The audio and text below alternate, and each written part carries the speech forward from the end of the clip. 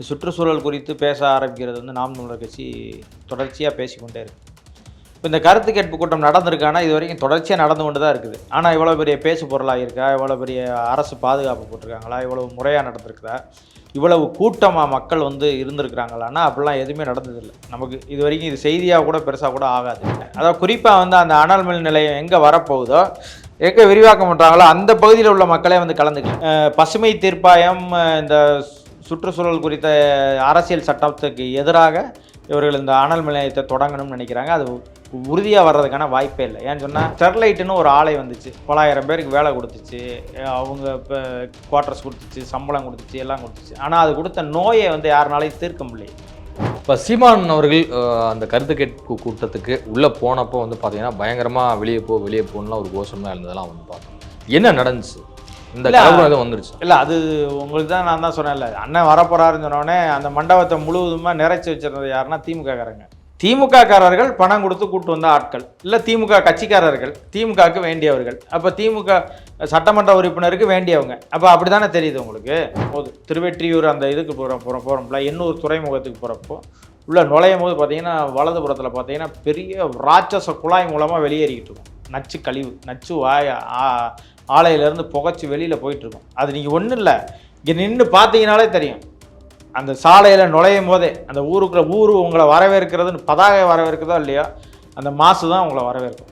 குறிப்பாக வந்து ஒரே ஒரு நம்ம விசாரித்த வரைக்கும் ஒரே ஒரு கிராமம் தான் அந்த அனல் மின் நிலையத்தில் உள்ள மொத்த கான்ட்ராக்டையும் எடுத்து செல்வம் கொளிக்கிற ஊராக இருக்குதான் அந்த ஊர்.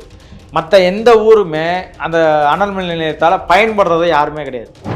இப்போ வரைக்கும் நீங்கள் எத்தனை பேருக்கு வேலை கொடுத்துருக்கீங்க? ஏற்கனவே வேலையில் இருக்கிறவனுக்கு சம்பளம் போடுறதுக்கு உங்கள்கிட்ட காசு இல்லைன்றீங்க.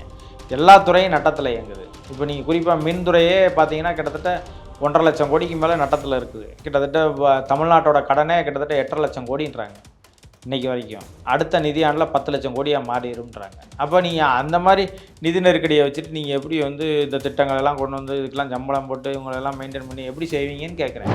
இங்கேருந்து நீங்கள் வைக்கம் போராட்டத்தில் போய் பெரியார் கலந்துக்கிட்டாரு, 8 கோடியில் செலவழித்து நான் பெரியாருக்கு வந்து புதுப்பிச்சு வைக்கிறேன்றது பெருமை இல்லை.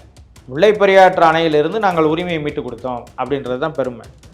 இயற்கை கழிவுப் பொருட்களை இங்கே கொண்டு வந்து கொட்டாதீங்கன்னு சொல்கிறது தான் பெருமை. இங்கேருந்து எங்கள் இயற்கை வளங்களை சுரண்டிட்டு போகாதீங்கன்னு சொல்கிறது தான் பெருமை. அதனால் நம்ம முதலமைச்சருக்கும் அந்த முதலமைச்சர் எவ்வளவு தெளிவாக இருக்கார், இந்த முதலமைச்சர் எவ்வளவு மக்கா இருக்காருன்னு தான் நம்ம பார்க்கணும்.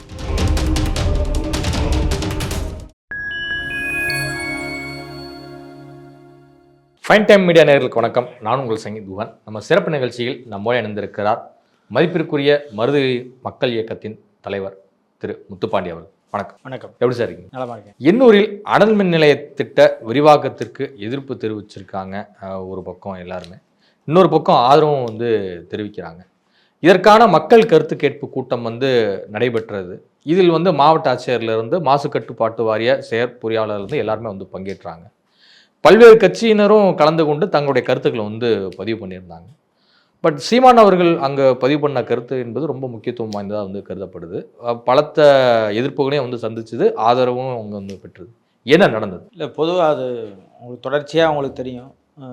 இது மாதிரி ஏதாவது நாசகர திட்டங்கள் வந்தால் அது குறித்து சுற்றுச்சூழல் குறித்து கருத்து கேட்பு கூட்டம் நடத்துவது வழக்கம். இது வந்து அரசினுடைய விதியிலே இருக்குது. ஆனால் இது வந்து நாம் தமிழர் கட்சி வருவதற்கு முன்பாக, நாம் தமிழருக்கு முன் நாம் தமிழருக்கு பின்னு ரெண்டாக நம்ம பிரிச்சுக்கலாம். குறிப்பாக சுற்றுச்சூழல் குறித்து பேச ஆரம்பிக்கிறது வந்து நாம் தமிழர் கட்சி தொடர்ச்சியாக பேசிக்கொண்டே இருக்குது. இப்போ இந்த கருத்து கேட்பு கூட்டம் நடந்திருக்கானா இது வரைக்கும் தொடர்ச்சியாக நடந்து கொண்டு தான் இருக்குது. ஆனால் இவ்வளோ பெரிய பேசு பொருளாக இருக்கா, இவ்வளோ பெரிய அரசு பாதுகாப்பு போட்டிருக்காங்களா, இவ்வளவு முறையாக நடந்திருக்குதா, இவ்வளவு கூட்டமாக மக்கள் வந்து இருந்திருக்கிறாங்களான்னா அப்படிலாம் எதுவுமே நடந்ததில்லை. நமக்கு இது வரைக்கும் இது செய்தியாக கூட பெருசாக கூட ஆகாது. அப்போ சீமான் அவர்கள் அந்த இடத்துக்கு போகிறாங்க அப்படின்னு சொன்னோடனே அது ஒரு பெரிய செய்தியாக மாற்றப்படுது. ஏற்கனவே நம்ம குறிப்பாக வந்து இந்த பேனா சிலை தொடர்பாக வந்து ஒரு கருத்து கேட்பு கூட்டம் நடந்துச்சு. அப்போ அவங்களுக்கு தெரியும், நம்ம அப்போ அது சுற்றுச்சூழலுக்கு எதிரானது, அது வந்து மீனவ கிராமங்களை பாதிக்கும், கடலில் மீன் இல்லாமல் போய்ட்டோன்னு இப்படி எண்ணற்ற கருத்துக்களை வந்து சொல்வதற்காக போனாங்க. அப்போ நீங்கள் பார்த்தீங்கன்னா அரசுக்கு ஆதரவாக, ஏன்னா அரசு அது கொண்டு வரது முன்னாள் முதலமைச்சர் அவர்களினுடைய திட்டம்ன்றதுனால ஆளுங்கட்சி வந்து அதற்காக ஆட்களை, அவங்களுக்கு வேண்டிய மீனவ அமைப்புகள், திராவிட முன்னேற்ற கழகத்தை சார்ந்தவங்க, திராவிட முன்னேற்ற கழகத்தினுடைய துணை அமைப்புகள் என்று திமுகவினுடைய ஆதரவு சக்திகள் எல்லோருமே வந்து அதற்கு ஆதரவு தெரிவித்து பேசினாங்க. அப்போ அதுக்கு எதிர்ப்பு தெரிவித்து பேசுகிறாங்களா நிறைய பேர் சூழியல் குறித்து பேசுகிறவங்க, சூழியல் ஆர்வலர்கள்னு நிறைய பேர் வந்து அதுக்கு எதிர்ப்பு தெரிவித்து பேசுனாங்க. அப்போ அவங்களுக்கு தெரியும் அண்ணன் சீமான் அவர்களை பேச விடாமல் தடுத்தாங்க. அப்போ நீ வந்து பேனா சிலை வை, நான் ஒரு நாள் வந்து உடைக்கிறேன் பாருன்னு சொன்னோடனே அது ஒரு பெரிய பரபரப்பு உள்ளாச்சு. தமிழ்நாடு முழுவதும் ஒரு பெரிய செய்தியாக பார்க்கப்பட்டுச்சு. அப்போ அந்த செய்திக்கு பிறகாக திரும்பவும் ஒரு கருத்து கேட்பு கூட்டத்தில் சீமான் கலந்துக்க போகிறாருன்னு சொன்னோடனே அது வந்து ஒரு பெரிய விஷயம். ஏற்கனவே காட்டுப்பள்ளி துறைமுகம் விரிவாக்கத்துக்கு வந்து கருத்து கேட்பு கூட்டம் வச்சாங்க. 2 முறை வச்சாங்க. 2 முறையும் அண்ணன் வர்றேன்னு சொன்னாங்க. 2 முறையும் ரத்து செய்யப்பட்டுச்சு. இப்போ 3ஆம் முறை எப்போ வச்சாலும் திருப்பி அண்ணன் வருவாங்கன்னு வச்சுக்கோங்களேன். அப்போ அதுபோல் வந்து ஒரு கருத்து கேட்பு கூட்டம் நடக்கும்போது அது ஒரு இன்றைக்கி வந்து செய்தி ஊடகங்களாலேயோ மக்களாலேயோ அது கவனிக்கப்படும் ஒரு செய்தியாக மாறி நிற்கிறதுன்றதை நம்ம பார்க்குறோம். அதுக்கு காரணம் நாம் தமிழர் கட்சியும் அண்ணன் சீமான் அவர்களும். அப்போ இந்த கருத்து கேட்பு கூட்டத்துக்கு போகிறாங்கன்னு சொன்னோடனே ஒரு பெரிய எதிர்பார்ப்பு இருந்துச்சு. எல்லார்ட்டையும் கட்சிக்காரங்கள்ட்ட இருந்துச்சு, அதே போல் மற்றவங்கள்ட்ட இருந்துச்சு. அதே போல் அங்கே வந்து விடுதலை சிறுத்தைகள் கட்சியினுடைய மாவட்ட செயலாளர் வந்து எதிர்த்து பேசினாங்க. STBA கட்சியினுடைய மாவட்ட செயலாளர் வந்து எதிர்த்து பேசினார். அதே போல் வந்து உங்களுக்கு பூவுலகின் நண்பர்கள் இந்த மாதிரி, அப்புறம் முகிலன் உங்களுக்கு தெரியும் சுற்றுச்சூழல் செயல்பாட்டாளர், அப்புறம் அந்த பகுதியை சார்ந்தவங்க 2-3 பேர் வந்து பேசினாங்க, எதிர்ப்பு தெரிவிச்சே பேசினாங்க. அப்புறம் நாம் தமிழர் கட்சி பேசிச்சு. அப்புறம் இப்போ விஜய் அவர்களினுடைய தமிழக வெற்றி கழகத்தினுடைய மாவட்ட இளைஞரணி தலைவராக அந்த திருவொற்றியூர் பகுதியை சார்ந்த பிரபுன்ற ஒருத்தர் வந்து பேசினார். அப்போ இது ஒரு கவனம் பெறுகின்ற பொருளாக பேசு பொருளாக மாற்றினது வந்து நாம் தமிழர் கட்சி தான். அப்போ அதற்கு பிறகு இன்றைக்கி தமிழக வெற்றி கழகம் வந்து வந்திருக்கிறாங்க, அவங்களும் பேசுகிறாங்க அது சம்மந்தமாக. அது அவங்களால அந்த பெரிய கருத்தாக்கத்தை கொண்டு வந்து வைக்க முடியலனாலும் அதை கலந்துக்கணுன்ற அந்த ஆர்வம் இருக்கு இல்லையா, எதிர்ப்பு தெரிவிக்கணுன்ற ஆர்வம் இருக்குல்ல, அதை நம்ம பாராட்டக்கூடியதாக தான் இருக்குது. அப்போ இப்படி வந்து ஒரு பக்கம் ஆதரவாகவும் ஒரு பக்கம் எதிர்ப்பாகவும் இருந்துச்சு. ஆதரவு தெரிவித்தவங்களாம் யாருன்னு பார்த்தீங்கன்னா திமுககாரங்க, திமுகவோட கவுன்சிலர்ஸு, திமுகவுடைய அந்த திருவொற்றியூர் சேர்மன்ஸு, அதே போல் அங்கே உள்ள சட்டமன்ற உறுப்பினர், அதுபோக அந்த பகுதியில் உள்ள வார்டு மெம்பர்ஸு, இவங்கன்னு எல்லோரும் வந்து பேசுனாங்க. அதிமுககாரங்களும் வந்து எதிர்ப்பு தெரிவித்து பேசினாங்க. அதில் அதிமுககாரங்க வச்ச மிக முக்கியமான கருத்து என்ன சொன்னாங்கன்னா, கான்ட்ராக்டெல்லாம் எங்களுக்கு கொடுக்க மாட்டேறீங்க, நீங்களே வச்சுக்கிறீங்க, இப்படி பேசுனாங்க. அப்போ அவங்களுக்கு எல்லாத்துக்குமே ஒரு வியாபார நோக்கம். சரி, இப்போ ஆளுங்கட்சியாக திமுக இருக்கிறதுனால அதிமுக வந்து எதுக்குறாங்க, அதிமுக ஆளுங்கட்சியாக இருந்தால் திமுக வந்து எதுக்கும், அவ்வளோதான் வித்தியாசமே தவிர வேறு ஒன்றும் இல்லை. ஆனால் நம்ம விசாரித்த வரைக்கும் பார்த்தீங்கன்னா பொதுமக்கள் யாருமே கருத்து கேட்பு கூட்டத்தில் வந்து கலந்துக்கல. பெருவாரியாக ஏன் கலந்துக்கல, அங்கே இருக்கக்கூடிய பகுதிவாசிகள். அப்போ யார் ஏன் கலந்துக்கலன்னு ஒன்று இருக்குல்ல, அதாவது குறிப்பாக வந்து அந்த அனல் மின் நிலையம் எங்கே வரப்போகுதோ, எங்கே விரிவாக்கம் பண்ணுறாங்களோ அந்த பகுதியில் உள்ள மக்களே வந்து கலந்துக்கல. ஏன் அப்படின்னா அந்த பகுதியில் உள்ள மக்களெல்லாம் போய் முதல் நாள் இரவே போய் காவல்துறை போய் வந்து மிரட்டல் விட்டதாகவும், யாரும் போகக்கூடாதுன்னு அச்சுறுத்தினதாகவும், அப்படி ஒரு நெருக்கடியை கொடுத்ததாக வந்து அந்த பகுதி மக்கள் சொல்கிறாங்க. அப்போ அதை பார்த்துட்டு பகுதி மக்கள் யாருமே வரல. இன்னொன்று, அவங்க கருத்து கேட்பு நடத்தின கூட்டம் நடத்தின இடத்துல ஒரு 200 பேர் கூட இருக்க முடியாது அந்த மண்டபத்தில். அவ்வளோதான் அந்த மண்டபமே. அந்த மண்டபத்துக்குள்ளாக கருத்து கேட்பு குறைஞ்சபட்சம் ஒரு அரசியல் கட்சியினுடைய தலைவர் வர்றாருன்னா அறிக்கையை வெளியிட்டிருக்கிறாங்க. அப்போ இத்தனை கட்சிகள் வருது, இது இவ்வளோ பேர் வர்றாங்கன்னா குறைஞ்சபட்சம் ஒரு 1000 பேர் உட்கார்ற மாதிரியான ஒரு மண்டபத்தையாவது பிடிக்கணும். அப்போ ஒரு நெருக்கடியான சூழல்ல இவங்க காவல்துறையே 300 காவல்துறையை வச்சுருக்காங்க.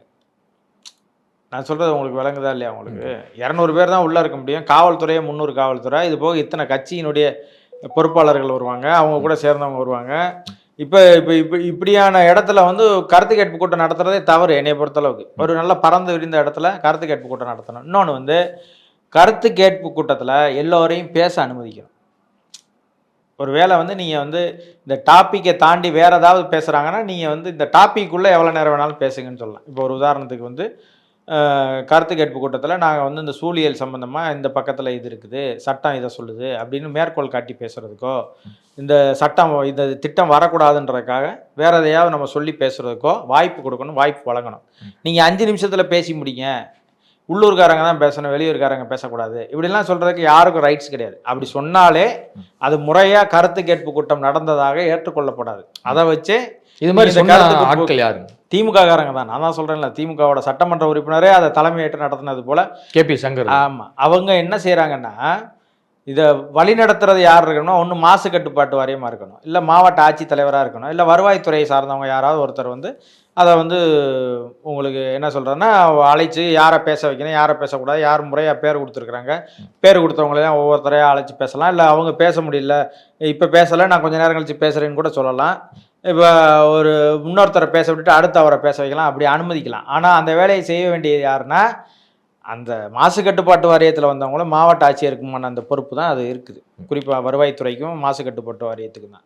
ஆனால் ஒரு சட்டமன்ற உறுப்பினர் அதை போய் நீங்கள் இன்னார் பேசுங்க இன்னார் பேசக்கூடாதுன்னு சொல்கிறதுக்கான வேலை இல்லை. அப்போ இதுவே ஒரு முறை தவறி நடந்ததாக தான் நம்ம அது அது ஏற்படுதாக இருக்கும். இன்னொன்று வந்து அவர் வந்து என்ன சொல்கிறாருன்னா யார் யார் பேசணும் யார் யார் பேசக்கூடாதுன்னு முடிவு செய்கிறாரு. அப்படிலாம் முடிவு செய்ய முடியாது. ஒரு கருத்து கேட்பு கூட்டம் வந்து 10 நாள் கூட நடத்தலாம்.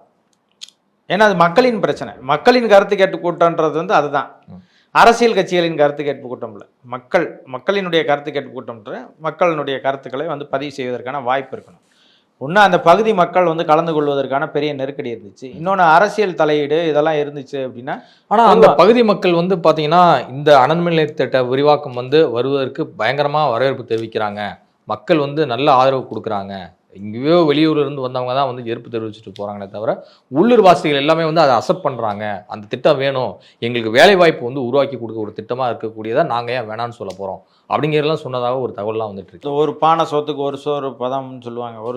ஒரு பானை முழுவதும் இருக்கிற சோத்துக்கு ஒரு சோறு பதம்னு சொல்லுவாங்க. அந்த ஒரு சோறோட எடுத்து பார்த்தாலே தெரிஞ்சிடும் அந்த சோறு வெந்திருக்கா இல்லையான்னு. அப்படி நீங்கள் பார்த்தீங்கன்னா ஒரு பொண்ணு மேகான்னு சொல்லி ஒரு பொண்ணு பேசினாங்க, உங்களுக்கு தெரியும், இஸ்ரோவில் படித்த மாணவி. அது குறிப்பாக திருவெற்றியூரை சேர்ந்தவங்க. அவங்க பேச தொடங்கும் போது இவங்க எல்லாரும் நாம் தமிழர் கட்சிக்காரங்கன்னு நினச்சிட்டாங்க போல. நாம் தமிழர் கட்சிக்காரங்க பேச விடாதீங்கன்னு சொன்னாங்க. அப்படி சொல்லவே கூடாது. அப்படி சொன்னாலே அது கருத்து கேட்பு கூட்டம் கிடையாது. அப்போ அந்த பொண்ணு வந்து பேச, நான் எந்த அரசியல் கட்சியும் சார்ந்தவங்க கிடையாது, நான் இந்த திருவெற்றியூர் பகுதியை சார்ந்த பொண்ணு, நான் இந்த மாதிரி இஸ்ரோவில் படிச்சுட்டு வந்திருக்கிறேன், இந்த திட்டம் எங்களுக்கு தேவையில்லாத திட்டம், எங்களுக்கு வேலைவாய்ப்புன்னு எல்லாரும் வேலைவாய்ப்பை கேட்டு பேசுகிறீங்க. வேலைவாய்ப்பு என்பது எங்களுக்கு இந்த மாதிரியான திட்டத்தில் வச்சு எங்களுக்கு வேலைவாய்ப்பு கொடுக்காதீங்க. இந்த மாதிரியான நாசகர திட்டங்களை நீங்கள் அடையார் பகுதிக்கு கொண்டு போங்க, திருவான்மியூர் பகுதிக்கு கொண்டு போங்க, இப்படி பெரிய பெரிய பணக்காரர்கள் இருக்கிற பகுதிக்கு கொண்டு போங்க அப்படின்னு அந்த பொண்ணு வந்து ஒரு 5 நிமிடம் தான் பேச்சு. அந்த பேச்சு வந்து இன்றைக்கி உலகம் முழுவதும் ஒரு பெரிய அதிர்வலையை ஏற்படுத்தியிருக்குது. அந்த மாதிரி ஒரு பேச்சா அந்த 5 நிமிடம் தான். அது சாதாரணமாக தான் வந்து அந்த பொண்ணு பேச்சுன்னு வச்சுக்கோங்க. பெருசாக வந்து ஆதாரபூர்வத்தோடையோ எல்லாம் பேசலை, அறிவியல் பூர்வமாகவும் ஆதாரத்தோடையும் பேசலை. ஆனால் அந்த பொண்ணுடைய எளிய நடைமுறை பேச்சு இருக்கு இல்லையா, அது வந்து இன்றைக்கி எல்லோரையும் பெருசாக பேச கவர்ந்துருக்குது. அப்போ அந்த பொண்ணோட மனநிலையை வச்சு தான் நம்ம அந்த மக்களினுடைய மனநிலையை கருதணும். அப்போ குறைந்தபட்சம் அந்த பொண்ணுக்கு வந்து ஒரு புரிதல் இருக்கிறதுனால தான் அந்த பொண்ணு வந்து நேரடியாக வந்து நம்ம எதிர்க்கணும் அப்படின்னு வந்து எதிர்த்துருக்கு.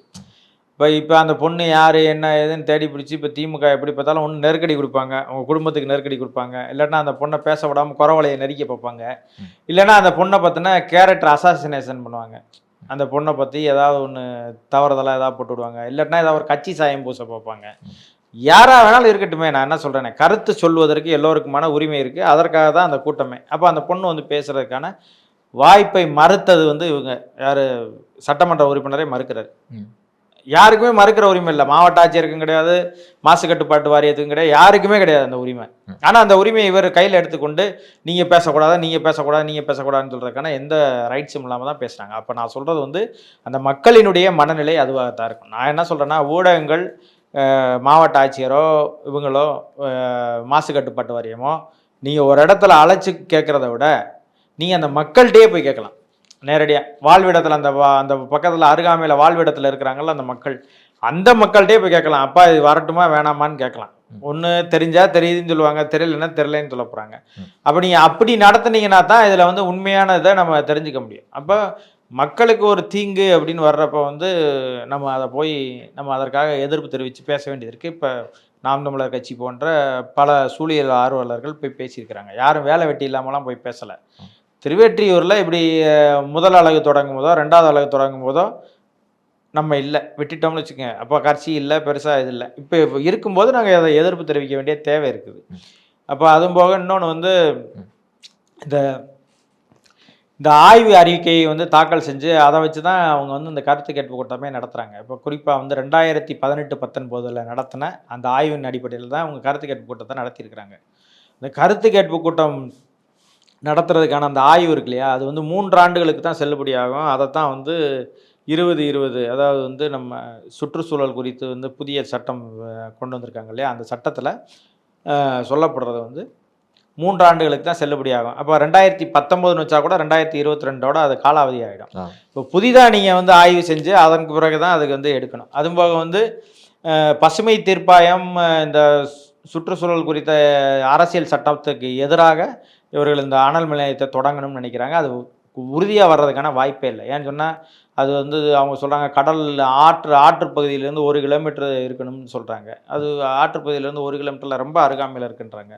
குடியிருப்பு பகுதியிலேருந்து எத்தனையோ மீட்டர் தள்ளி இருக்கணும்னு சொல்கிறாங்க. கிட்டத்தட்ட 500 மீட்டரோ 400 மீட்டரோ தள்ளி இருக்குன்னு சொல்கிறாங்க. ஆனால் அப்படி பார்த்தீங்கன்னா இதுக்கும் அதுக்கும் பார்த்தீங்கன்னா ஒரு 30 மீட்டர் கூட இல்லைன்றாங்க. அந்த அனல் மின் நிலையத்தினுடைய காம்பவுண்டு சுவருக்கும் மக்கள் குடியிற வாழ்விடத்துக்கும் 30-40 மீட்டருக்குள்ளேயே வாழ்விடங்கள் இருக்குதுன்னு சொல்கிறாங்க. அப்போ அதை வச்சே உங்களுக்கு தெரியும் அந்த பகுதியில் வந்து கொடுக்குறதுக்கு வாய்ப்பில்லை.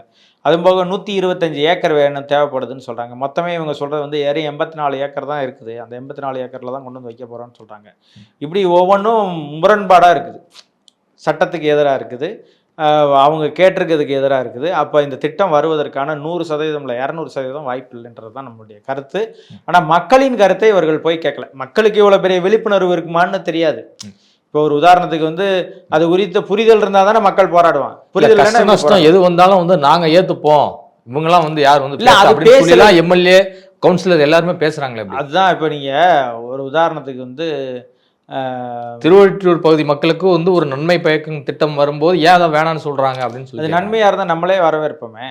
இப்போ நான் என்ன கேட்குறேன்னா வேற எதுலையுமே நீங்கள் நன்மை செய்யவே முடியாத. சாதனைக்கு சொந்தக்காரன் திமுக காரன், சோதனைக்கு சொந்தக்காரன் என்டிகே காரன், இப்படிலாம் வந்து ரைமிங்காக அடிக்கலாம். அதெல்லாம் போடுறதெல்லாம் அரசியல் என்பது விமர்சனம் தானே. நம்ம அவங்கள விமர்சனம் வைக்கிறோம், அவர் நம்மளை விமர்சனம் வைக்கிறது தானே அரசியல். நம்ம என்ன கேட்குறோம்னா ஸ்டெர்லைட்டுன்னு ஒரு ஆலை வந்துச்சு, 9,000 பேருக்கு வேலை கொடுத்துச்சு, அவங்க இப்போ குவார்ட்டர்ஸ் கொடுத்துச்சு, சம்பளம் கொடுத்துச்சு, எல்லாம் கொடுத்துச்சு. ஆனால் அது கொடுத்த நோயை வந்து யாருனாலையும் தீர்க்க முடியல. உங்களுக்கு தெரியும், கர்ப்பிணி பெண்கள்லாம் கேன்சரால் பாதிக்கப்பட்டவங்க, புற்றுநோய், குழந்தைங்களே புற்றுநோயோடு பிறக்கிற மாதிரியான இதெல்லாம் இருந்துச்சு. சுற்றுச்சூழல் மாசுபட்டுச்சு, காற்று நஞ்சாச்சு, அந்த நிலம் நீர் நஞ்சாச்சு. இப்படியான பல பிரச்சனைகளுக்கு பிறகு தான் அந்த மக்கள் வந்து எத்தனை ஆண்டுகள் கழித்து அவனுக்கு விழிப்புணர்வு பெற்று போராடினான்னு பார்த்துங்க. இன்றைக்கி வந்து 13 பேர் துப்பாக்கியால் சுடப்பட்டு அதன் பிறகு தான் வந்து இன்றைக்கி ஆலையை வந்து மூடி வச்சுருக்கு. இப்போ வரைக்கும் கூட அந்த ஆலையை எப்படியாவது திறந்துடணும்னு முயற்சி செய்கிறாங்களா இல்லையா? இப்போ அண்ணாமலை சமீபத்தில் லண்டன் போயிட்டு வந்த உடனே என்ன சொன்னார்? அந்த ஆலையை மூடின உடனே பார்த்தீங்கன்னா இது நாங்கள் பொருட்களை எல்லாம் வெளிநாட்டிலேருந்து இறக்குமதி செய்ய வேண்டியதாக இருக்குது, இது போல் வந்து டங்ஸ்டனை ஏன் தோண்ட விட மாட்டீங்க அப்படின்னு பேசுகிறாரு உங்களுக்கு. அப்போ திரும்ப ஒரு இல்லை டங்ஸ்டன் வேணாம்னு எனக்கு கடிதம் எழுதுங்க. அப்போ நீங்கள் அப்போ அவருக்கு என்ன இருக்குன்னு பாருங்களேன். அப்போ வந்து எதை வந்து ஒப்பிட்டு பேசுறதுன்னு இருக்குல்ல. அப்போ வந்து மக்களுக்கு புரிதல் இருந்ததுனால எதிர்க்கிறாங்க. இப்போ அரிட்டாப்பட்டியில் நீங்கள் பார்த்தீங்கன்னா குறிப்பாக வந்து மதுரையை பொறுத்தளவுக்கு குறைஞ்சபட்சம் அரசியல் புரிதல் உள்ள மக்கள்ன்றதுனால அந்த அறிக்கை வெளியில் இதுக்கு வந்த உடனே செய்தித்தாளுக்கு வந்த உடனே போராட்டத்தை தொடங்கிட்டான். அதுக்கு வந்து நாங்கள் இது பண்ணிட்டோம் அது பண்ணிட்டோம்னு சொல்லி மத்திய அரசு அதிகாரப்பூர்வமாக அறிவித்த உடனே போராட்டம் தொடங்கிடுச்சு. அப்போ அந்த மக்களுக்கு விழிப்புணர்வு இருக்கிறதுனால தொடங்குறாங்க. இப்போ நீங்கள் அங்கே போய் வேறு ஏதாவது இப்போ திமுக காரர் அங்கேயே ஒரு 50-100 பேரை திரட்டிக்கிட்டு போய் ஒரு 5,000 பேரை காசு கொடுத்து திரட்டிட்டு போய் எங்களுக்கு டங்ஸ்டன் வேணும்னு கேட்டால் விரட்டி அடிச்சிருவான். அப்போ நீங்கள் அதுபோல் வந்து அந்த புரிதல் அற்ற மக்களை நீங்கள் என்ன செய்ய முடியும்? அவங்களுக்கு ஒன்றும் தெரியாது. அப்போ அந்த மக்களுக்காக நம்ம தான் பேச முடியும். இப்போ மேல்மலை வந்து சிப்காட் வேணும்னு ஒரு கூட்டம், வேணாம்னு ஒரு கூட்டம் போராடி வேணும்னு ஒரு பக்கம் வந்து கடைசியில் பார்த்தா ஏவாவேலு அவர்கள் காசு கொடுத்து கூட்டு வந்து போராட விட்டாருன்னு சொல்லி உங்களுக்கு செய்திலாம் வந்துச்சு. இப்போ அதுபோல் வந்து நீங்கள் தொடர்ச்சியாக வந்து அரசுக்கு எதிராக நீங்கள் பேசும்போது அரசு காசு கொடுத்த ஆள் கூட்டு வந்து இது மாதிரி குறிப்பாக சவுக்கு சங்கர் கைதாகும் போது பார்த்தீங்கன்னா 2-3 கிளவியில் வந்து சவுக்கு சங்கர் படத்தை வச்சு செருப்பால் அடிச்சுக்கிடுச்சு. எதுக்கு நான் அந்த பையலை உள்ளே பிடிச்சி போடணும்னு சொல்லிச்சு. எதுக்கு வந்துச்சு எதுக்கு பேச்சுன்னே தெரியாது. அப்போ இது மாதிரி வந்து அரசு செய்வது வந்து சகஜம் தான் உங்களுக்கு. அப்போ அது போல தான் அந்த கூட்டத்தில் வந்து வேணும்னு கேட்டவங்க எல்லாருமே அதுதான். இப்போ பேனா சிலைனால என்ன வரப்போகுதுன்னு யாருக்காவது தெரியுமா? மீனவர் அமைப்பு வந்து வேணும்னு கேட்குது. பேனா சிலை வர்றதுனால மீனவர்களின் வாழ்வாதாரம் எப்படி பெருகும் அப்படின்ற கேள்வி இருக்குல்ல. அப்போ அதுக்கு அவங்கள்ட்ட விட கிடையாது. ஆனால் நான் இதை ஆதரிக்கிறேன்னு பேசுறதுக்கு ஒரு கூட்டம் வேணும்ல. அதை வந்து அரசு எப்பயுமே செய்ய தான் செய்யும்.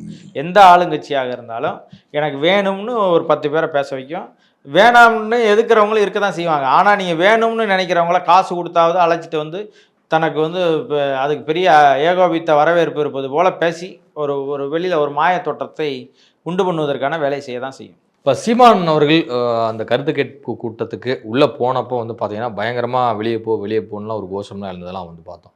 என்ன நடந்துச்சு? இந்த இல்ல, கலவரம் எதுவும் வந்துருச்சு? இல்லை அது உங்களுக்கு தான் நான் தான் சொன்னேன்ல, அண்ணன் வரப்போறாருன்னு சொன்னோடனே அந்த மண்டபத்தை முழுவதுமாக நிறைச்சி வச்சிருந்தது யாருன்னா திமுககாரங்க. அப்புறம் மற்றவங்களும் இருந்தாங்க. ஆனால் பெரும்பாலும் நான் தான் சொன்னேன்ல, அங்கே 200 பேருக்கு மேலே உட்கார முடியாதுன்னு சொல்கிறேன்ல, அந்த மண்டபத்துக்குள்ள மொத்த பேரும் அவங்க தான் இருந்தாங்க. 200-300 பேர் உள்ளே இருந்துக்கிட்டாங்க. நிறைய பேர் உட்கார இடமெல்லாம் மேலே ஏறி நின்றுக்கிட்டு இருந்தாங்க. எல்லாருமே என்னென்னா சீமான் வரும்போது கூச்சல் போடணும், அதுதான் அவங்களுக்கு வேலை. அப்போ கூச்சல் போட்டுக்கிட்டே இருந்தாங்க. உடனே இப்போ இல்லை, கூட்டம் தொடங்கும் போதே அவங்களுக்கு எதுக்கு செய்கிறது என்ன செய்யறதுன்னு தெரியல. யாராவது பேசுனா ஆதரித்து பேச போகிறானா எதிர்த்து பேச போகிறானா எதுவுமே தெரியாது. எவன் பேச போனாலும் ஆவுன்னு கத்திக்கிட்டே இருந்தாங்க. அந்த காணொலி பார்த்தீங்கன்னா உங்களுக்கு தெரியும். அப்போ உடனே என்ன செய்வாப்புனா சங்கர் வாங்கி உடனே சமாதானப்படுத்துவாப்புல. எல்லாரும் உட்கார கூட்டம் நடத்தணும், எல்லாத்தையும் பேச விடுனுவாப்புல. இவர் யார், இவர் சொன்னோடனே எல்லாரும் கேட்பான் அவன். அப்போ இதுலேருந்து என்ன தெரியுதுன்னா இவர் கூட்டு வந்த ஆள் தான் அவங்க எல்லாரும் நமக்கு தெரியுது. இப்போ அந்த கூட்டத்திலே பார்க்கும்போது அண்ணன் எடுத்து மைக் எடுத்து பேச போனாங்க. திருப்பி சொன்னாங்க அதை அவங்கள்ட்ட கொடுக்கணுன்னே கேபி சங்கர் வாங்கி பேசுகிறோன்னே தான் அமைதியானாங்க. அப்போ என்ன நமக்கு தெரியுதுன்னா, திமுக காரர்கள் பணம் கொடுத்து கூட்டு வந்த ஆட்கள், இல்லை திமுக கட்சிக்காரர்கள் திமுகவுக்கு வேண்டியவர்கள். அப்போ திமுக சட்டமன்ற உறுப்பினருக்கு வேண்டியவங்க. அப்போ அப்படி தானே தெரியுது உங்களுக்கு. நீ பேசான நான் தான் சொல்கிறேன்ல, அந்த பொண்ணு மேகான்ற பொண்ணு யாருன்னே தெரியாது. ஆனால் நாம் தமிழர் கட்சிக்கார பொண்ணு நீ பேசக்கூடாதுன்னு சொல்கிறாங்க. யோ நான் யாருன்னே தெரியாது, நீ என்னையே பேசக்கூடாதுன்னு சொல்கிறேன்னு சொல்லிட்டு அந்த பொண்ணு சண்டை போட்டுட்டு பேசிச்சு. அப்படிலாம் ஒருத்தவங்க ஒரு நன்மைக்கு பேசுகிறவன் என்றைக்குமே உரத்த குரலில் பேசுவான். இன்னொன்று அந்த பொண்ணுக்கு அவ்வளோ தைரியமும் துணிச்சலோடு பேசிச்சு. அந்த பொண்ணு உங்களுக்கு தெரியும் நினைக்கிறேன். ஒரு சாதாரண பொண்ணு, ஒரு பொலிட்டிக்கல் பின்புலம் இல்லாமல் யாரும் போய் அப்படிலாம் கருத்து சொல்லிட முடியாது. ஆனால் அதை போய் சொல்லிச்சு, நம்ம நேர்மையை அதை பாராட்டணும். நம்ம அந்த மாதிரி பெண்களை நம்ம துணை நின்று அவங்களெல்லாம் பேச வைக்கணும். நீங்கள் அதை விட்டுட்டு நீங்கள் 10 பேர் கத்துறான்னா அவன் எதுக்கு கத்துறான்? அவனுக்கு ஒன்றும் தெரியாது, ஒரு இளவும் தெரியாது. அப்போ அவனுக்கு ஒரு நோக்கம் இருக்குது. அவனுக்கு கூட்டு வந்த வேலையை அவன் செய்கிறான். எதுக்கு கூட்டு வந்தாங்களோ அந்த வேலையை செய்கிறான். அப்படி தான் நம்ம பார்க்கணும். கந்தக தூசி அதிக அளவில் படிந்திருக்கா மணலி எண்ணூர் பகுதிகளெலாம்? நீங்கள் என் கூட வாங்க, வெள்ளை சட்டை போட்டு வாங்க. ஒரு காலையிலேருந்து சாயங்காலம் வரைக்கும் இருங்க. அதில் நீங்கள் எவ்வளோ தூசி இருக்குன்னு பாருங்கள்.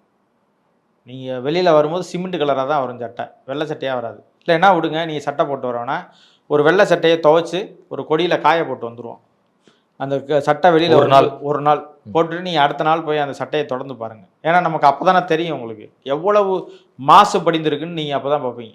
ஒன்றும் இல்லை, நீங்கள் நம்ம இதை தாண்டி உள்ளே நுழையும் போது திருவெற்றியூர் அந்த இதுக்கு போகிறோம்ல, எண்ணூர் துறைமுகத்துக்கு போகிறப்போ உள்ளே நுழையும் போது பார்த்தீங்கன்னா வலதுபுறத்தில் பார்த்தீங்கன்னா பெரிய ராட்சச குழாய் மூலமாக வெளியேறிக்கிட்டு இருக்கும். நச்சு கழிவு, நச்சு ஆலையிலேருந்து புகைச்சி வெளியில் போயிட்டுருக்கும். அது நீங்கள் ஒன்றும் இல்லை, இங்கே நின்று பார்த்தீங்கனாலே தெரியும். அந்த சாலையில் நுழையும் போதே அந்த ஊர் உங்களை வரவேற்கிறதுன்னு பதாகை வரவேற்கிறதோ இல்லையோ அந்த மாசு தான் உங்களை வரவேற்கும். பட்டமாக தெரியும். எந்த ஒளிவு மறைவெல்லாம் எல்லாம் கிடையாது. நீங்கள் உள்ளே நுழைஞ்சாலே அதை பார்த்துட்டு தான் நீங்கள் ஊருக்குள்ளேயே போகணும். அதெல்லாம் எப்படி சகிச்சுக்கிட்டு மக்கள் வாழ்கிறாங்கன்னே தெரியல. காரணம் என்னென்னா, நான் அங்கே போய் கேட்டப்ப சொன்னாங்க, இங்கே பெரிதாக இங்கே இருக்கிறவங்க யாருமே பூர்வ குடிகள் கிடையாது. எல்லாருமே வெளியிலேருந்து குடியேறியவங்க தான். நம்ம திருவெட்டியூர் இந்த பகுதி எல்லாருமே தென் மாவட்டங்கள்லேருந்து குடியேறியவங்க தான் எல்லாருமே. பெரும்பாலும் இங்கே உள்ள மண்ணின் மக்கள் கிடையாது. மண்ணின் மக்கள்னு நீங்கள் பார்த்தீங்கன்னா கடற்கரை ஓரங்களில் உள்ள இன்னொரு மீனவ கிராமங்கள் மட்டும்தான் ஆரம்பத்துலேருந்து இருக்குது. மற்றவங்க எல்லாருமே இந்த மண்ணுக்கு சொந்தக்காரங்கள்ல எல்லாருமே வெளியிலேருந்து குடியேறியவங்க தான். அவங்களும் குடியேறியது கிட்டத்தட்ட பார்த்தீங்கன்னா 50-60 ஆண்டுகளாக இருக்கிறாங்க. ஒரு 2 தலைமுறைக்கு மேலே இருக்காங்க. 2 தலைமுறைக்குன்னா இப்போ 3ஆவது தலைமுறை இருக்காங்கன்னு வச்சுக்கோங்களேன். அப்போ அவங்க தாத்தா பாட்டி வாங்கின இடமா இருக்கும். அப்படி குடியேறி இருக்கிறவங்க தான் இன்னைக்கு இருக்கிறாங்க பெரும்பாலும். அப்போ பூர்வ குடிகள்ன்றது மீனவர்கள், மீனவ கிராமத்தில் இருக்கிறவங்க தான் இருக்கிறாங்க. குறிப்பாக ஒரே ஒரு நம்ம விசாரித்த வரைக்கும் ஒரே ஒரு கிராமம் தான் அந்த அனல்மின் நிலையத்தில் உள்ள மொத்த கான்ட்ராக்டையும் எடுத்து செல்வம் கொளிக்கிற ஊராக இருக்கிறதான் அந்த ஊர். மற்ற எந்த ஊருமே அந்த அனல்மின் நிலையத்தால் பயன்படுறது யாருமே கிடையாது. அப்போ அந்த ஒரு கிராமத்தை தவிர மற்ற எல்லாருமே எதிர்ப்பு தெரிவிக்கிறாங்க. அந்த ஒரு கிராமத்தை சார்ந்தவங்க மட்டும்தான் அங்கே பேசுனாங்கன்னு சொல்லி நம்ம பார்க்கும்போது சொல்கிறாங்க. வேற யாருமே வரவிடலை. அந்த ஒரு கிராமத்தை சார்ந்தவங்க அந்த எடுத்து வச்சிருக்கிற கான்ட்ராக்டில் லட்சக்கணக்கில் ஆண்டுக்கு வருமானம் வருது, பல கோடி வருமானம் வருது. மாதத்துக்கு பல லட்ச ரூபா வருமானம் வர்றதுனால அந்த பணத்தை வச்சுக்கிட்டு இந்த அனல் நிலையம் வேணும், இன்னொரு அனல் நிலையம் வந்தால் நமக்கு அதையே கான்ட்ராக்ட் கிடைக்கும், அதை வச்சு இன்னும் கூடுதலாக காசு பார்க்கலாம்னு சொல்லி அந்த நோக்கத்தோடு தான் அவங்க வந்திருக்கிறாங்களே தவிர மற்றபடி வேணும்ன்றது அவங்களுக்கு உளப்பூர்வமானலாம் கிடையாது. பணத்துக்காக வந்தவங்க தானே தவிர மற்றபடி அவங்களுக்கு நோக்கம்லாம் கிடையாது, எதுவுமே தெரியாது. பேசினவங்க புள்ளி விவரமாக பேசணும்ல. இப்போ அரசு தரப்புல இருந்து அறிவிக்கும் போதே சொல்றாங்க வேலை வாய்ப்புன்னு இவங்க சொல்றாங்க இல்லையா, அவங்க சொல்லும் போதே அவங்க என்ன 10,000 பேருக்கு வேலை வாய்ப்பு கிடைக்கும். ஒப்பந்த அடிப்படையில் தான் வேலை வாய்ப்பு. அதாவது உங்களுக்கு அரசு சொல்லும் போது சொல்லுவாங்க நேரடியாகவும் மறைமுகமாகவும் 10,000 பேருக்கு வேலை கிடைக்கும் அப்படின்னு சொல்லி சொல்றாங்கல்ல.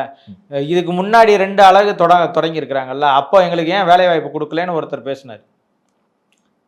ஏற்கனவே நாங்கள் இடம் கொடுத்தோம்ல, எங்களுக்கெல்லாம் ஏன் போன முறையே நீங்கள் ஏன் வேலை வாய்ப்பை கொடுக்கலன்னு கேட்குறாங்க. இப்போ நீங்கள் நம்ம நெய்வேலி நிலக்கரி சுரங்கம் இருக்குது உங்களுக்கு தெரியும், கிட்டத்தட்ட 65,000 ஏக்கரை சுரண்டி இருக்கிறாங்க. அந்த 65,000 ஏக்கரில் எத்தனை பேருக்கு வேலை கொடுத்துருப்பாங்கன்னு நினைக்கிறீங்க தமிழர்களுக்கு? இப்போ சமீபத்தில் ஒரு 2-3 ஆண்டுகளுக்கு முன்பாக ஒரு 300 பேருக்கு மேலே 285 பேரை 290 பேரை வேலைக்கு ஆள் எடுத்தாங்க. ஒருத்தர் கூட தமிழர் கிடையாது.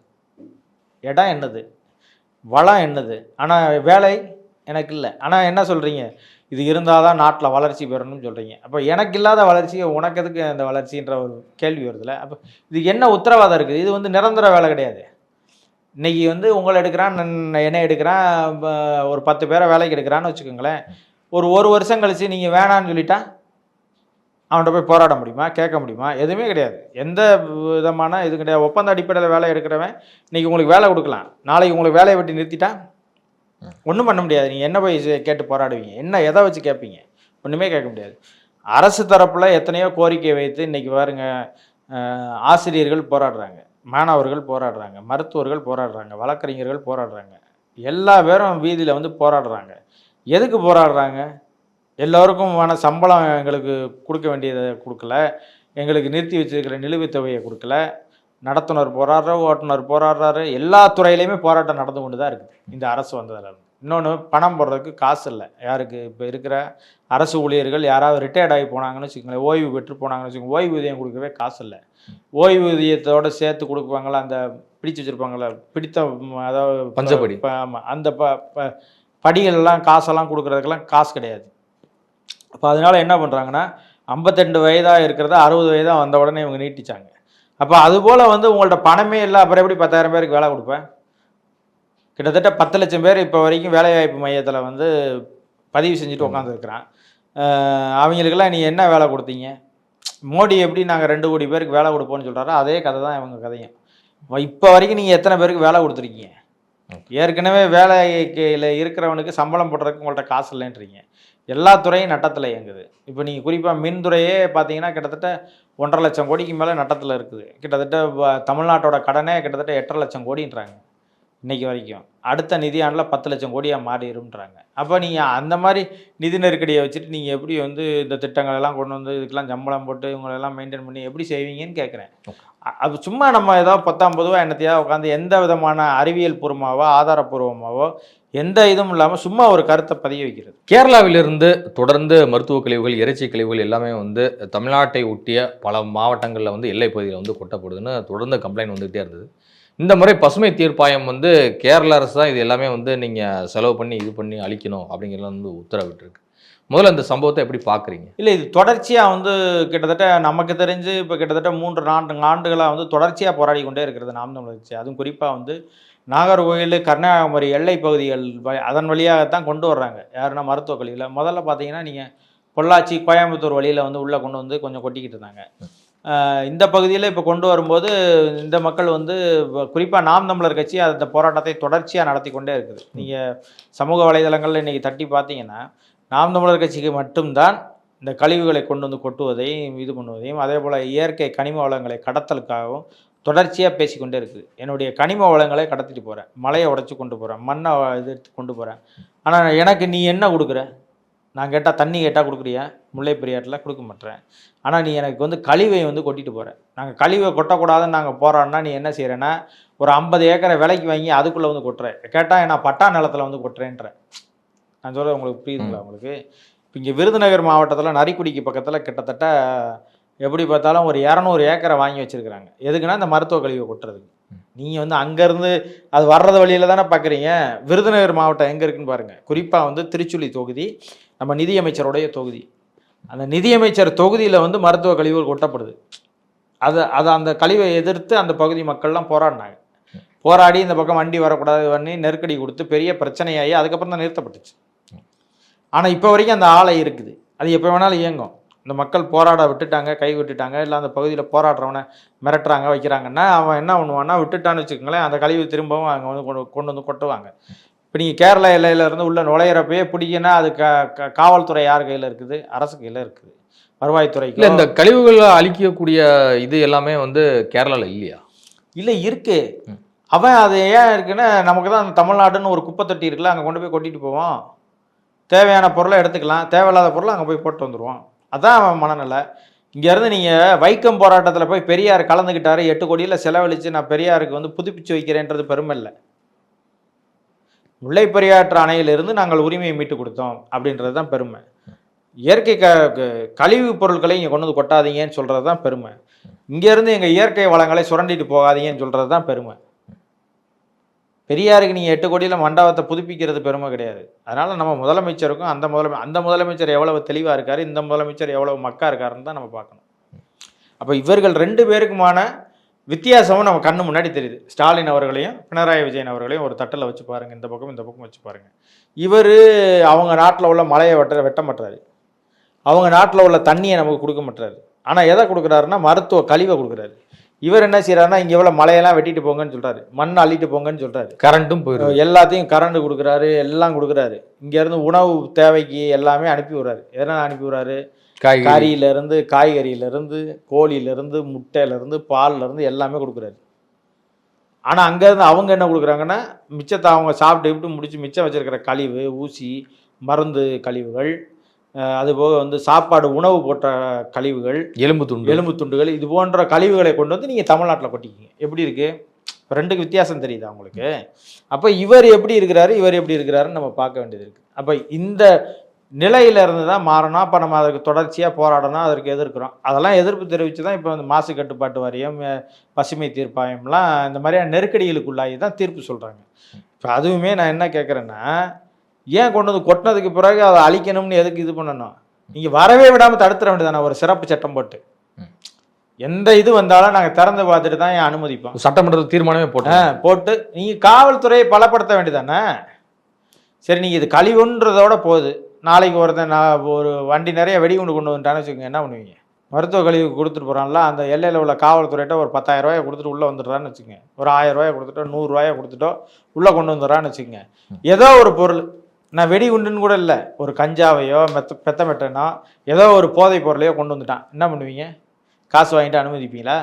இப்போ அப்படி தானே உங்களுடைய நோக்கம் இருக்குது. அப்போ நீங்கள் இதிலேருந்து நீங்கள் மாறணும். அது அப்போ வந்து அரசுக்கு அது குறித்த இது இருக்கணும், திறமை இருக்கணும். அந்த திறமை இல்லாமல் இருக்குது. திமுக சுற்றுச்சூழல் அணிலாம் வச்சிருக்காங்க, கிரிக்கெட் நடத்துகிறாங்க, மாட்டு வண்டி பந்தயம் நடத்துகிறாங்க, எல்லாம் சிறப்பாக செய்கிறாங்க. சுற்றுச்சூழல் குறித்து மட்டும் பேசுகிறதில்ல. அணி இருக்குது, இப்போ நீங்கள் அந்த கட்சியில் எல்லாமே இருக்குது, ஆனால் அது எதுவும் செய்கிறதில்ல. ஆனால் 75 ஆண்டுகள் காணப்போன கட்சி, ஏன்னா நாம் தமிழர் கட்சின்னு வந்து ஒரு கட்சி வந்து சூழியல் பேசினதுக்கு பிறகாகத்தான் திமுக சுற்றுச்சூழல் அணியை தொடங்க வேண்டிய தேவை இருக்குது. திமுகவில் தொடங்கியிருக்கணும், திமுகவை பார்த்துல நாம் தமிழர் கட்சி தொடங்கியிருக்கணும். இப்போ திமுக வந்து நாம் தமிழர் கட்சியை பார்த்து தொடங்குதுன்னா இப்போ நாம் தமிழர் கட்சி தான் திமுகவே வழி நடத்திட்டு போயிட்டுருக்குன்னு நம்ம சொல்ல வேண்டியிருக்கு. அதான் இப்போ நெய்தல் மீட்பு இயக்கம், நம்ம கடற்கரை மீட்பு இயக்கம், நம்ம நெய்தல் படை கட்டுவோம்னு சொன்னோடனே சிரித்தான், அதை மீட்பு இயக்கம்னு பேசின உடனே கைதட்டுறான்.